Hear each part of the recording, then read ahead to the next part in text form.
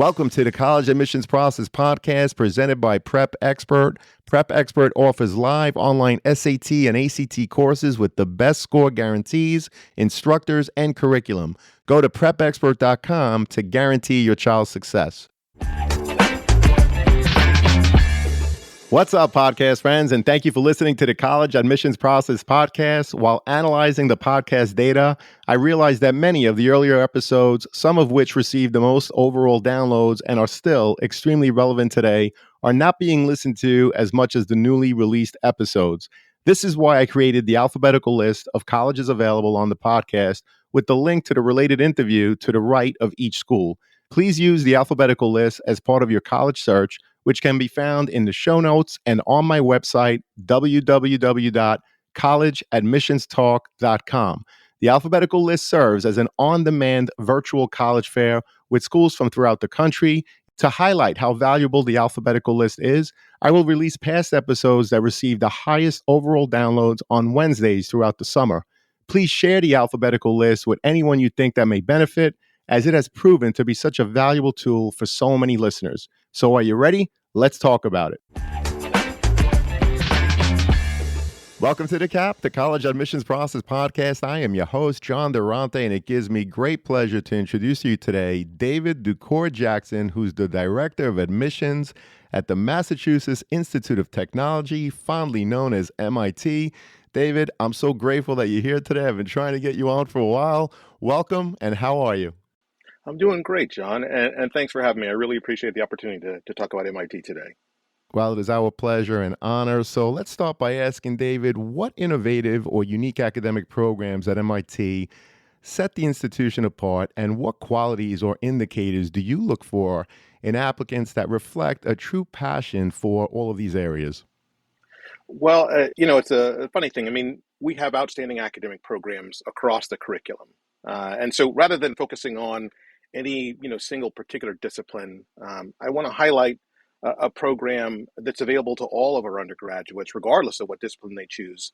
And that's the Undergraduate Research Opportunity Program. So it's one of the first of its kind in the U.S. It began in 1969, so a year before I was born. And today it supports nearly 6,000 projects yearly, with 93% of our undergraduates participating in at least one year up during their undergraduate years. And the idea really is that our motto is mens et manus, mind and hand, and it's an opportunity for students to really to get their hands dirty right away, and to engage with faculty and with their discipline, to develop professional networks, and get ready for what work is going to be like on the other side of their MIT education. Well, I wasn't familiar with the Undergraduate Research Opportunity Program, and wow, 6,000 projects yearly. Obviously, MIT is known for your STEM programs, including but not limited to ComSci, chemical, mechanical, and biological engineering, not to mention economics and physics. And by the way, David, I read recently that your retention rate is 98%, which is truly astonishing. It talks about the amazing campus culture. And speaking of that, can you describe MIT's campus culture and student life and explain how the university supports students in balancing rigorous academics with all of those extracurricular opportunities?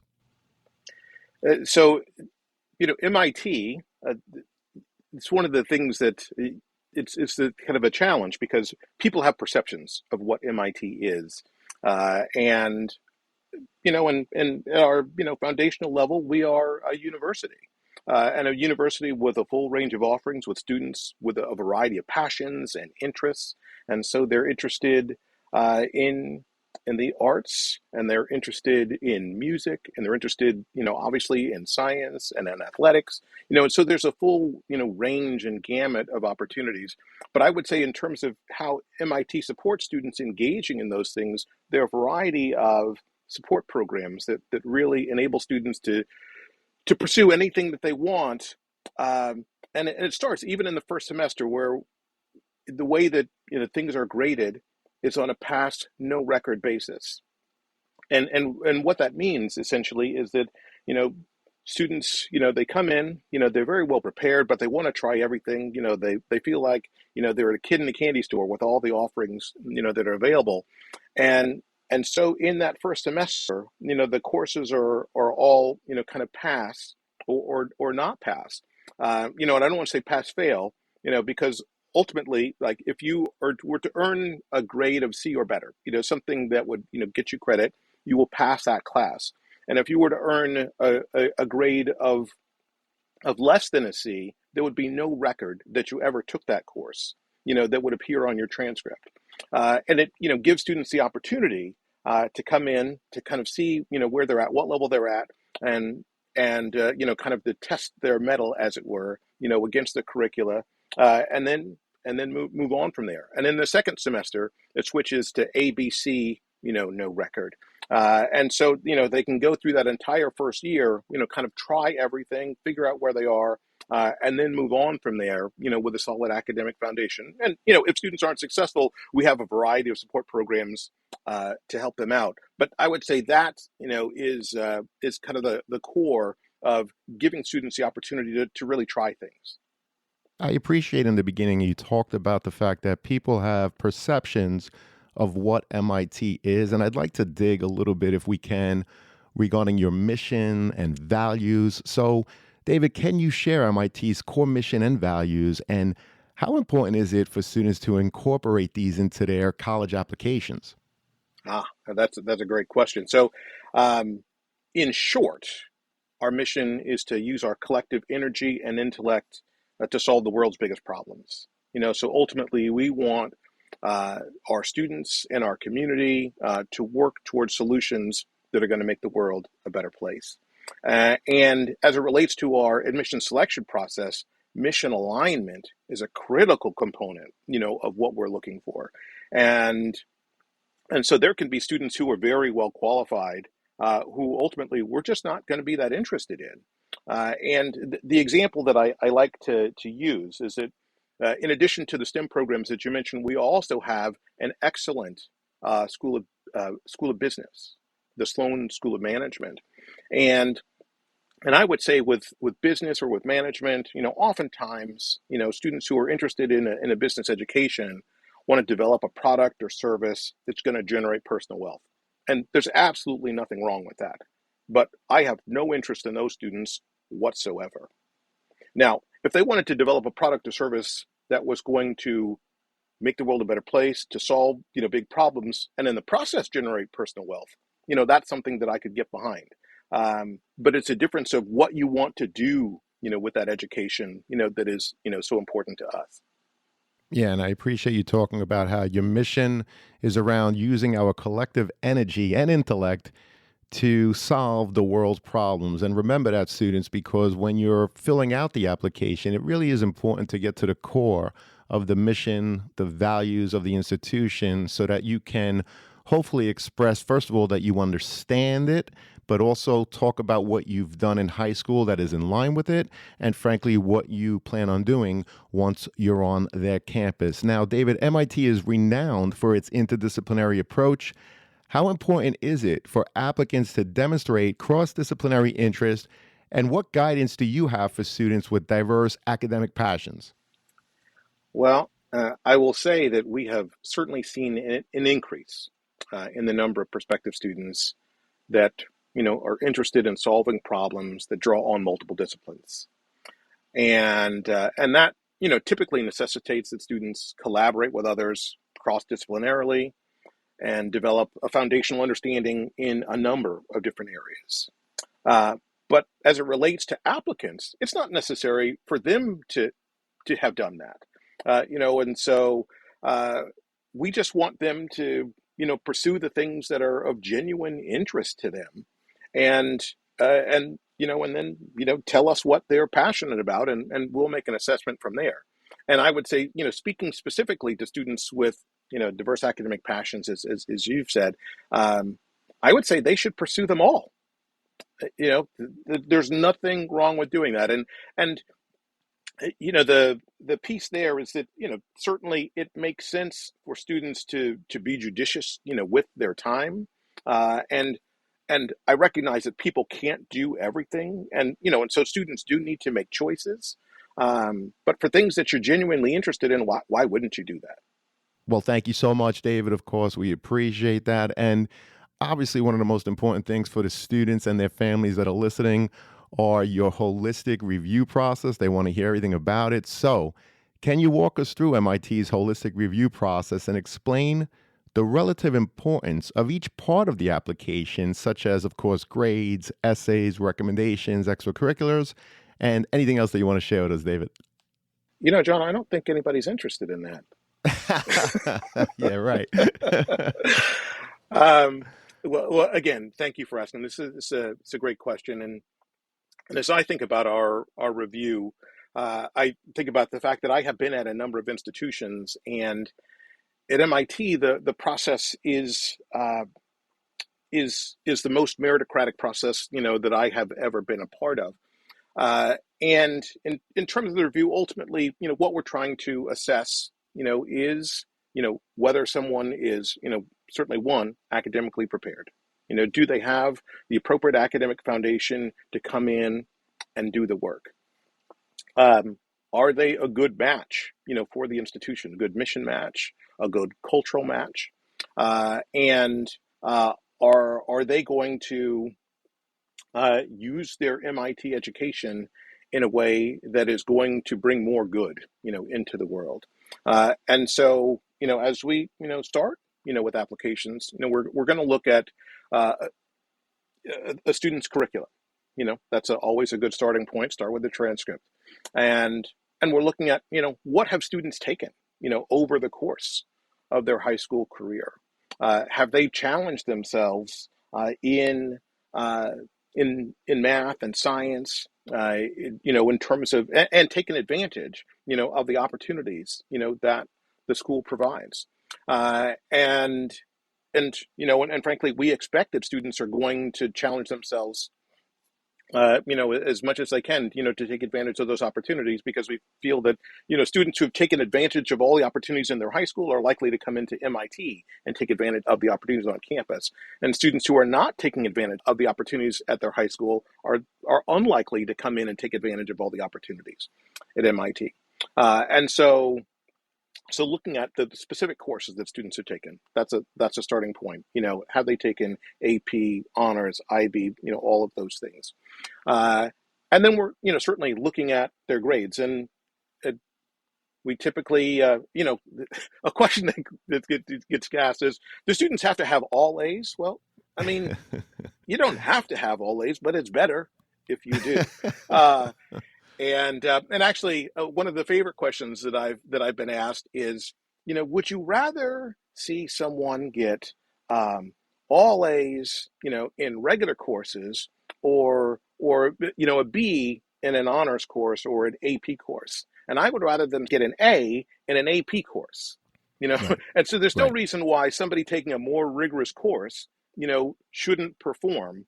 Uh, and so, but so we do want students to perform well in a rigorous curricula. And then as it relates to essays, again, we just want students to be authentic, to give us a sense of, who they are, and, kind of what their journey has been.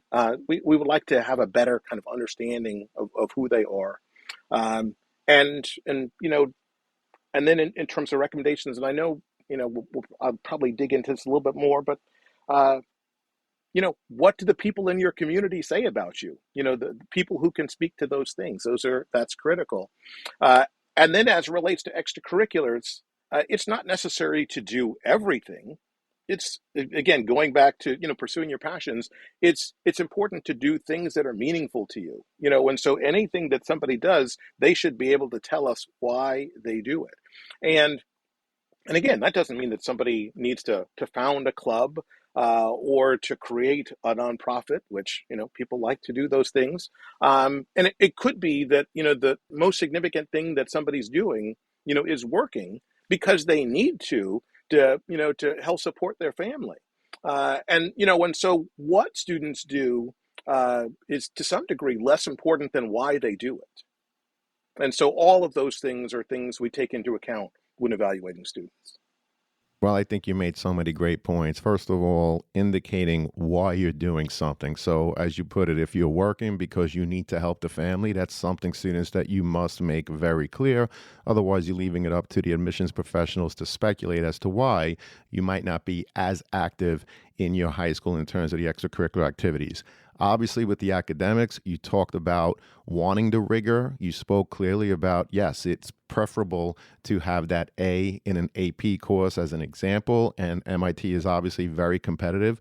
But what I want to talk about are a couple of things that you mentioned that perhaps people didn't quite understand. And you talked specifically about the question, are they a good match? When you're reviewing applications, you ask the question, is the student a good match? You pointed to your mission in terms of being a good match related to your mission. You also asked the question, are they going to use their MIT education to do good for the world? So, again, this points back to the mission, which you talked earlier about, which said to use our collective energy and intellect to somehow help solve the world's problems. And I mention all of that because I would imagine that if students can demonstrate their understanding of all of this, perhaps in their supplementals, if they're able to express what they've done in high school that is in line with your mission, what they plan to do, not only once they're on your campus, but beyond, that would help them. And so the supplemental, in my opinion, is probably a good area to indicate this. So, David, what is it that you are looking for in the supplemental essays that isn't easily captured in other parts of the application? And how can students best showcase these unique qualities? So the one clarification that I would make is that we're not on the common application. And so we don't get the big essay. Basically, the only essays that we have are what would typically be considered the supplemental ones. They are the ones that give us just a little bit more information about the things that are most salient for us. And I'll just quickly run through what those questions are. So and they're nothing super complicated, but just a couple of questions. What field of study interests you or appeals to you right now, and then tell us more about why that field of study at MIT appeals to you. You would be amazed at how many people whiff on that question. Hmm. Um, and then another question, we know you live a busy life. Um, lots of things that you do that are required of you. Tell us something that you do simply for the pleasure of it. So again, not super complex. We just want to get a sense of like when you can choose, what do you do? Because we want to get a sense of who these kids are. And lots of students will tell us, "Oh, I do math for fun." Maybe, maybe you do math for fun, but don't tell me that because you think that's what I want to hear. I want to hear what you actually do. What is the thing that helps you to relax. But again, some genuinely, I don't want to discourage people. Some genuinely do math for fun. Um, um, and it's a longer one. While some people reach their goals following well-trodden paths, other blaze their own trails, achieving the unexpected. In what ways have you done something different than what was expected in your educational journey? Uh, and I'll talk more about that one, and I'll just read these other ones. MIT brings people with diverse backgrounds together to collaborate, from tackling the world's biggest challenges to lending a helping hand. Describe one way you've collaborated with others to learn from them, with them, or to contribute to your community together. And then the last one is, how did you manage a situation or challenge you didn't expect? What did you learn from it? So those are the questions that we ask. And again, I don't think there's anything particularly earth-shattering in any of them, but they do, point back, to match. One question specifically is, what have you done with the opportunities? Because, there are lots of students who produce a portfolio of experiences that is impressive. There's a term that I have used. I didn't invent it, but it's a term that I use: paint by number. Hmm. Where they have this idea of what the perfect MIT applicant is going to look like, and so they try to assemble a set of experiences that create this image, and it looks impressive on paper. But again, if we start kind of scratching the surface and why did you do this, and they don't have good answers for that, that suggests that, they weren't driven by their own passions. They were driven because, they thought this is what they, should do in order, to impress us. And typically, if the why isn't there, it is less impressive. But then, the next question I talked about, it really talks about, collaboration. And it, at MIT, certainly we do expect, students to, to be very talented. But when they go out into the world, they're going to work with other people. They're going to work in teams. And collaboration is one of the things that we try to encourage students, during their time on campus. And, I probably haven't talked enough about collaboration. And I'll go back to, kind of one example, which is that, at most high schools, students, they have their work, they're assigned the work, they turn things in. But and we have homework too, although we have special names for everything. Things, the typical assignment that students are going to have is what we call a problem set. And usually they are, kind of indexed so that they're not impossible, but they might be difficult for somebody to do on their own. And that's intentional, because we don't necessarily want students working on their own. We want them working, on a team. And learning to work on a team is, again, part of the experience of being at MIT. And so when somebody turns in a problem set, they need to identify, all the people, that were in that group. And so we're trying to encourage and cultivate, that collaboration. And I think that is in stark contrast to one of those preconceptions that people have about MIT, that it's this very competitive place. Certainly, people like to do good things, but they are working together, to do those things. And so, we're looking for people who have a collaborative bent, towards them, and who recognize that they can learn from as well as teach, others. And so that's part of the way our community works. And then that last question, managing a challenge that you didn't expect. That's one. It's kind of funny because students will spend a lot of time talking about how some situation went catastrophically wrong, and they missed out on kind of the most important piece, which is, what did you learn from it? Like, how did you manage it? What did you learn from it? Because ultimately, we know that, students are going to face many difficult challenges, many situations that don't go the way that they want them to. And the fact that somebody's going to face that, that's not necessarily extraordinary. But someone who can pick themselves up, dust themselves off, and then use what they learned to go do better the next time. So those are things that we value a great deal. Well, that's awesome. And I appreciate you talking about a student describing a difficult situation, but then they forget to add, what did you learn from it? What was the point? What was your why in terms of whatever the situation is? I love how you emphasize that MIT is, in fact, a collaborative team approach, and you don't want to create an application writing only what you think the admissions office wants to hear. Because frankly, students, if you sound like every other student that's applying to MIT, you're probably not going to stand out. Would you agree with that, David? I would agree with that 100%. I appreciate it. And with test optional policies gaining a lot of traction, David, how does MIT view standardized test scores within an applicant's overall profile? Well, I will say that we require testing. And we require testing because our research shows that standardized test performance is predictive of success at MIT. And the other piece for us is that standardized tests have also enabled us to identify and admit students who don't necessarily have access to a wide range of enrichment opportunities or the most advanced coursework, but who nonetheless demonstrate the academic proficiency that gives us a confidence that they can be successful. And so we do. So we respect the value of tests. We do appreciate them, but they still are only a single component of our evaluation. So it's just part of the puzzle.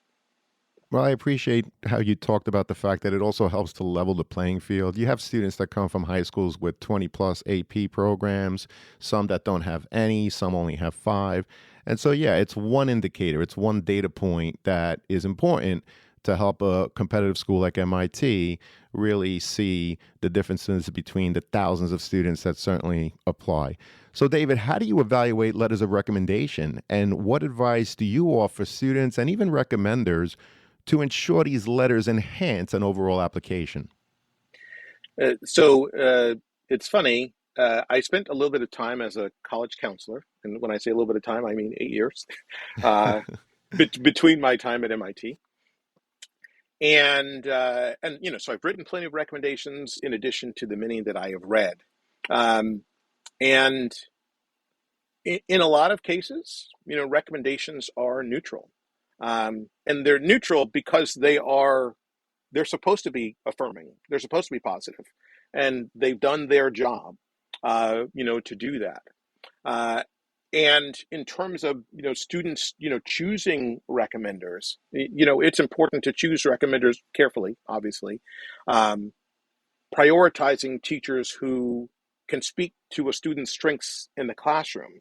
That at least for MIT, that's what we're looking for: people who can speak, to their strengths. And we specifically, while we don't require it, we we do require two recommendations, and we prefer one from a STEM recommender and one from a non-STEM recommender. And part of that is that those two are likely to say different things. They're going to give us different perspectives. But if somebody gives us a physics and a calculus, they're both probably going to speak about problem solving, which is useful, but you've duplicated it, and we're getting the same message, and and there's some additional insight that we could have gotten that we didn't get. Now, I will say that some students might send us an English and a history. Again, we're going to get the same things. We really do want the problem solving though, so we would prefer to have a STEM one. But I would say do get a variety. Do get teachers that are going to be able to speak to different dimensions of a student's background. But students certainly should choose people who know them well and can speak to them. And I would also say for recommenders, I mean, maybe students can say this to their recommenders, or maybe recommenders are listening, I'm not sure. But I don't want a rehash of a student's resume. I want teachers to talk about, how they know students, the way that they contribute, in the classroom. That's the information that's most useful to us. That's the information that is unique, that a teacher has that they can share with us. Hey, podcast friends, if you've been enjoying the College Admissions Process podcast, I'm excited to share my new book, Straight from the Admissions Office, Insider Strategies for College Applications. It's packed with insights and tips from over 250 podcast episodes with admissions professionals designed to make the college process less overwhelming. Whether you're a student, parent, or college counselor, it's a valuable resource for navigating the admissions process. By grabbing a copy, you're also helping to support the podcast. The links are in the show notes. Thank you, and best wishes to all with the college admissions process. Well, we appreciate you talking about how you prefer a variety. For example, one teacher who's a STEM teacher, one non-STEM teacher. So we get the variety. And I also appreciate you talking about how teachers can speak to the students' strengths in the classroom as opposed to just repeating what's easily found on a transcript or an activity sheet. One of the best examples that I heard a rep talking about in admissions was that when a teacher wrote about a student, he or she spoke about how when they did their lesson plans, they needed to take this particular student into consideration in terms of the follow-up questions that surely the student would ask that were of higher order thinking. And so the teacher wrote about how when they are lesson planning, they're considering this student, which is amazing, right? So it's really a lesson for the recommenders, because I know there are a lot of teachers and guidance counselors that listen in on the podcast. You don't want to just repeat, right, what's easily found in other parts of the application. It's important to be mindful that the application has many parts. Each part has a distinct purpose. They have to complement each other and, frankly, build upon the next. So, again, if you're repeating what's on a transcript or an activity sheet, you're not really adding overall value to the process. Now, David, what are some other common mistakes you see in college applications, and what practical tips would you offer students to avoid them? So I have seen my share of mistakes. One I've already mentioned. But it's MIT. We have some admissions blogs that have been running for 20 years, and I actually wrote a blog about this very thing titled "You're Doing It Wrong." Uh, and I highlighted a handful of things. The first one was failure to follow directions. I mean, I know it is something that teachers stress all the time, um, but it is a kind of a fairly basic thing. We ask you to do a certain set of things. Please do those things. It is so simple when you just follow what we ask you to do. A second thing is providing incomplete information. And so on our application, the area where it's most common is we ask students to list out, the courses that they took in high school. And they're thinking, I'm providing a transcript, but they don't know the variety of transcripts that we see. And so, it's useful to us to have all of the grades and courses, delivered in a kind of a consistent way so that we can, quickly, kind of scan a student's record and know what they've taken. And so students will often just not complete that or or leave off their senior classes, and so not providing complete information.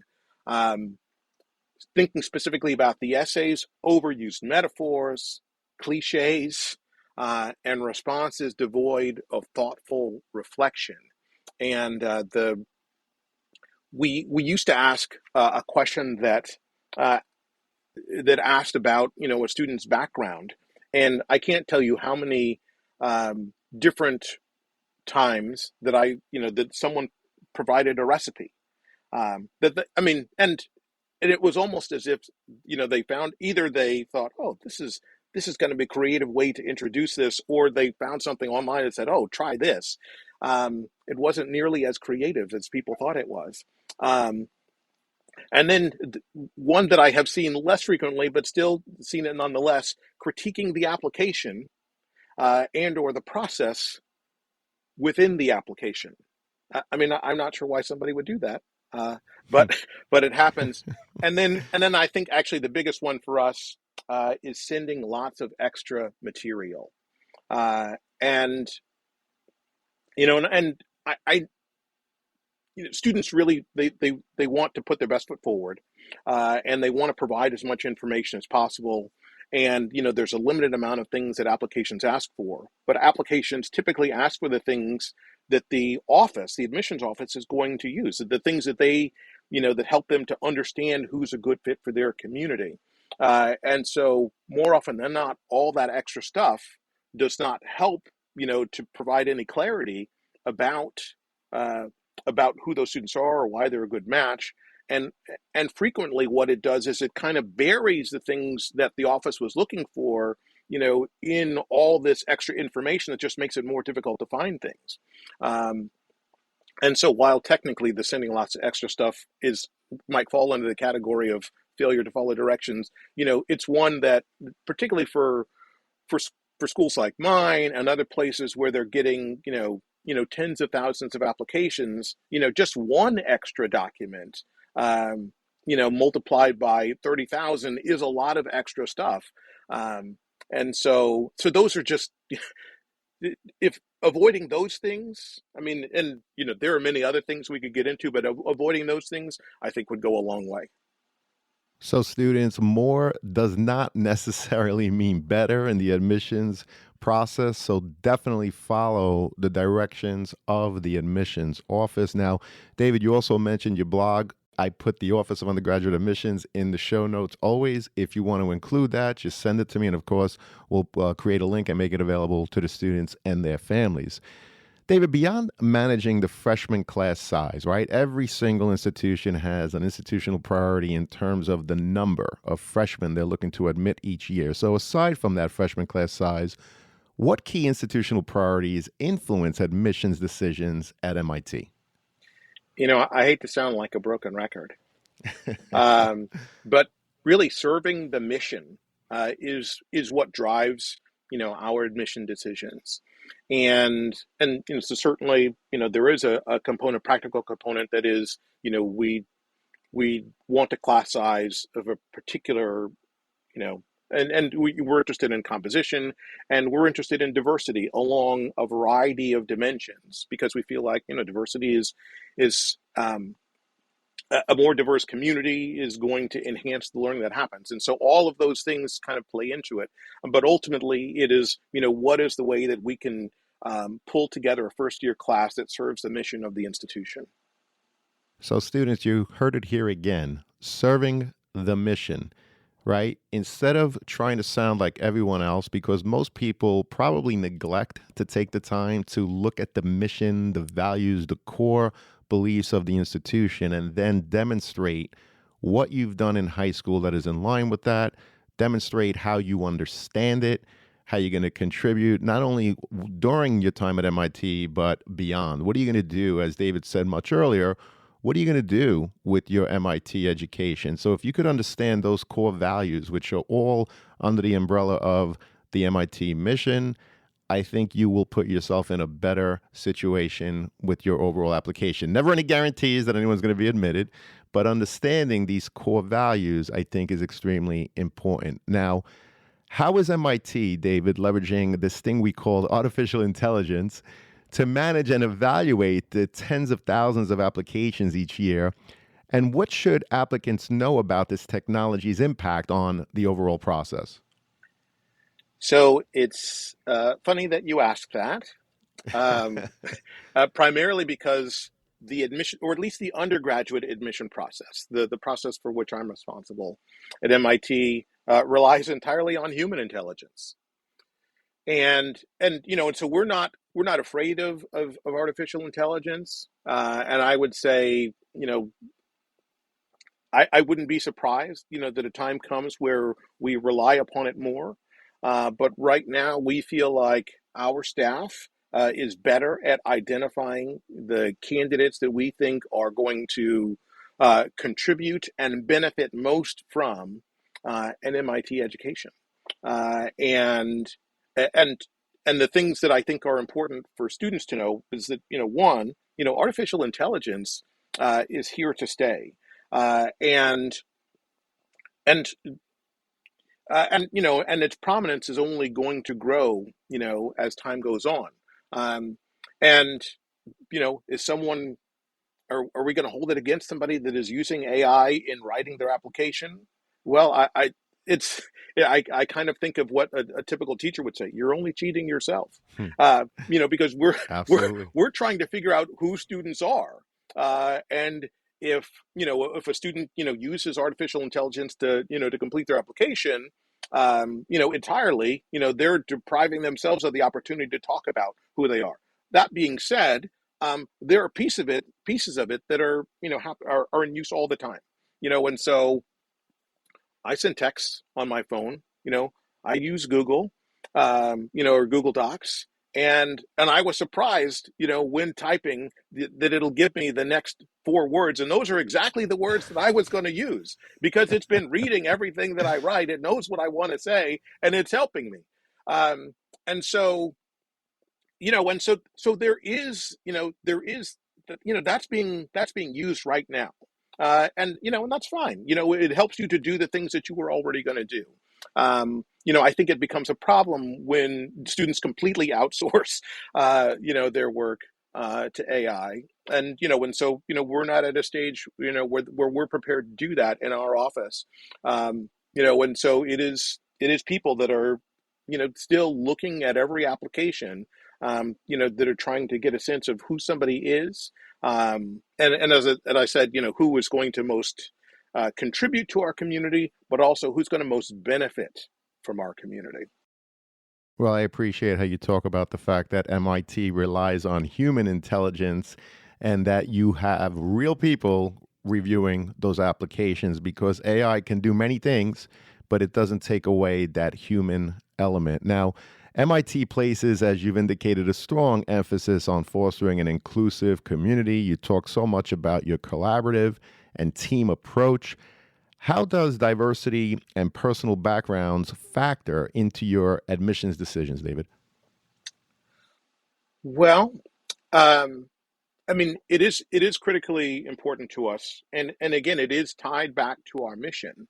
Um, and as a community, we value diversity because we believe that students are going to learn more when surrounded by and engaged with people who think differently, given their different backgrounds and experiences. And we really feel that better solutions are going to emerge when when a wider variety of perspectives um, are considered. And I think we have seen plenty of cases in the media where when a variety of those experiences weren't when there are people that were missing from those conversations where technology missed you know and so anyway, we think it's going to be better all the way.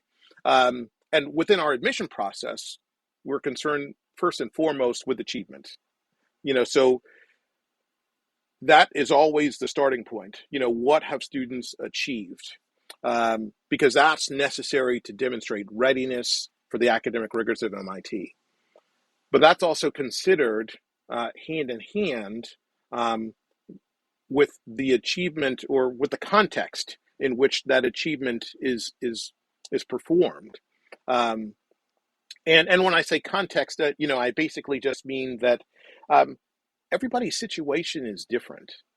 And John, as you talked about, there's a range of different schools. And some schools have all the AP, and some schools don't have any.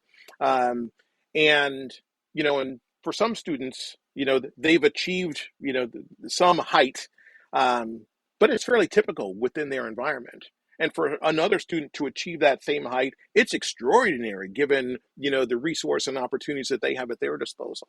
And so that context is always something that we're going to consider.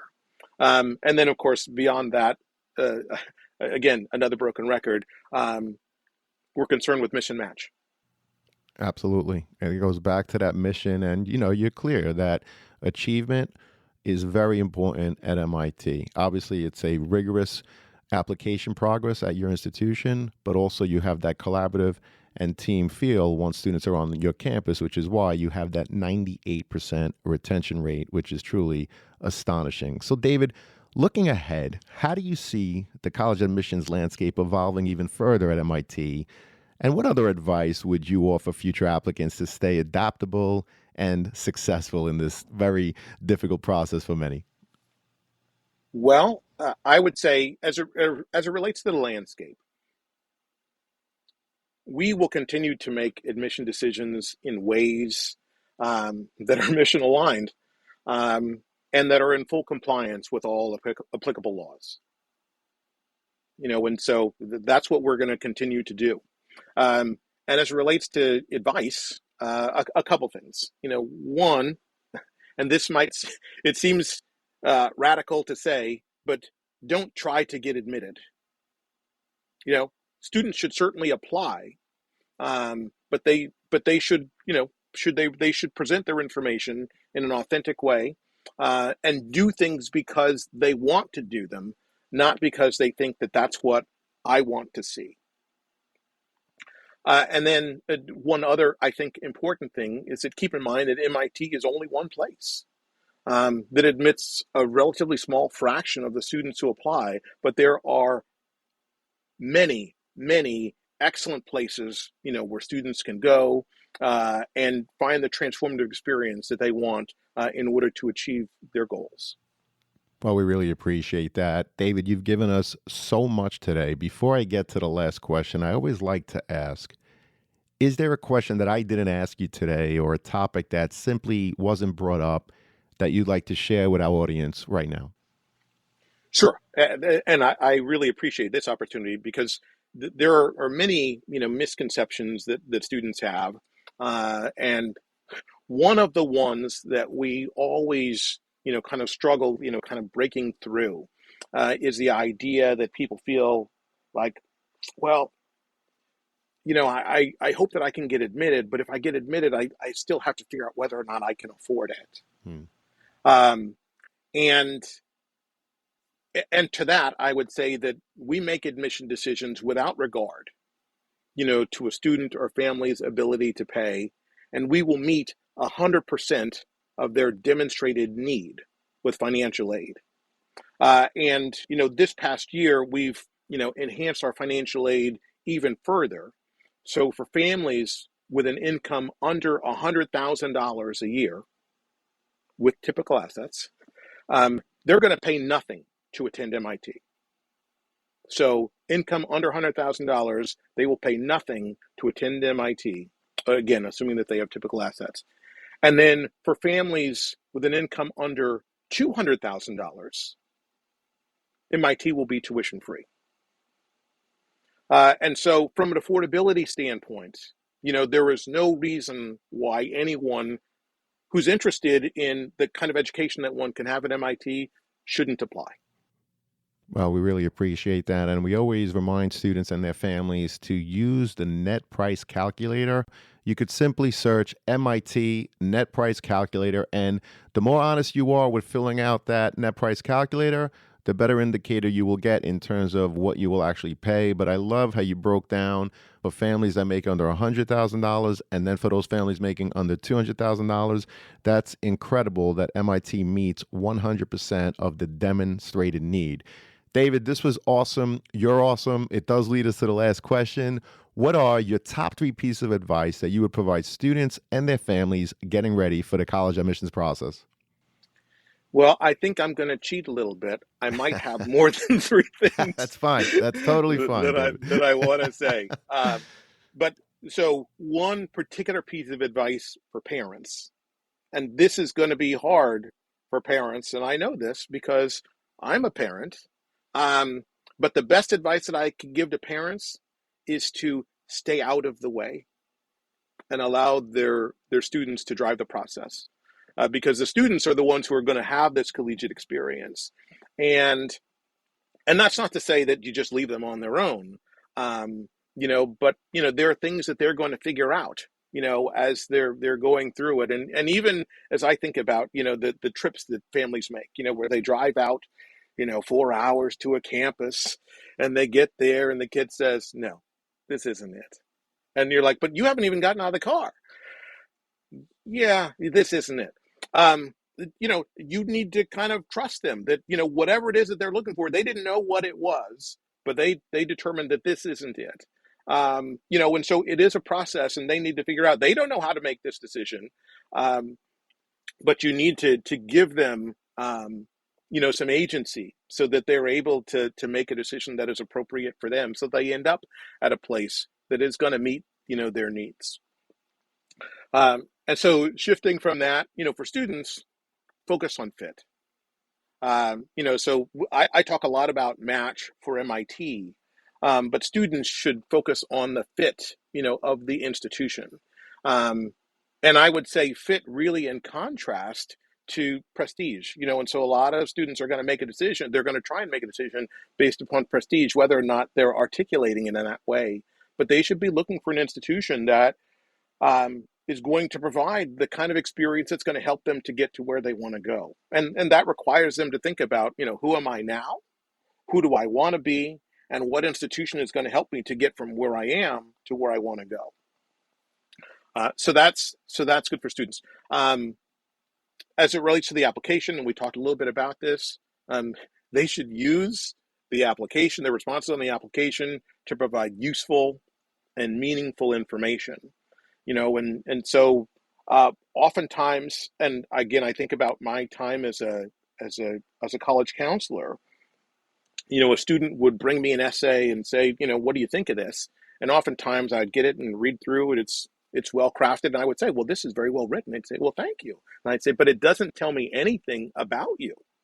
And so if you needed to submit an application today, you could submit this and it would fulfill, the requirement, but it's ultimately not done anything positive for you, and so you need to use it as an opportunity to reveal something about yourself so that, the reader knows more about you than before they started.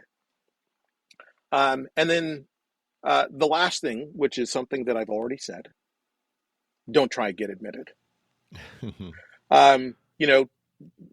Be authentic, apply to places that you're interested in, certainly, but don't try and, wrap yourself into a pretzel to be, what it is you think that school wants you to be.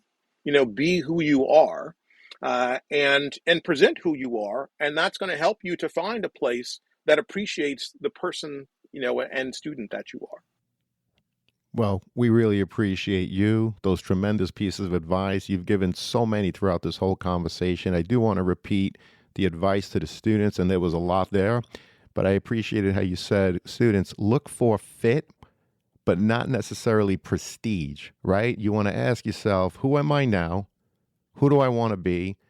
And which institution, and by the way, there's over 4,000 of them in the United States alone, ask yourself which institution will best get me to where I want to be from where I am here and now. David, you're awesome. It's no wonder why you work at one of the best institutions in the entire world. We appreciate you being here. Thank you so much for your time today. My pleasure. Thanks for having me. Our pleasure. And to everyone out there, good luck with the college search. Take care all, and best wishes. Thank you for joining us on this episode of the CAP, the College Admissions Process Podcast. We hope you enjoyed the show. If you did, please don't forget to tell a friend and follow us on Facebook, Instagram, Twitter, and wherever you listen to your podcasts. I am your host, John Durante, and I look forward to seeing you on the next episode of the CAP. Thank you for listening to the College Admissions Process Podcast presented by Prep Expert. Prep Expert offers live online SAT and ACT courses with the best score guarantees, instructors, and curriculum. Go to prepexpert.com to guarantee your child's success.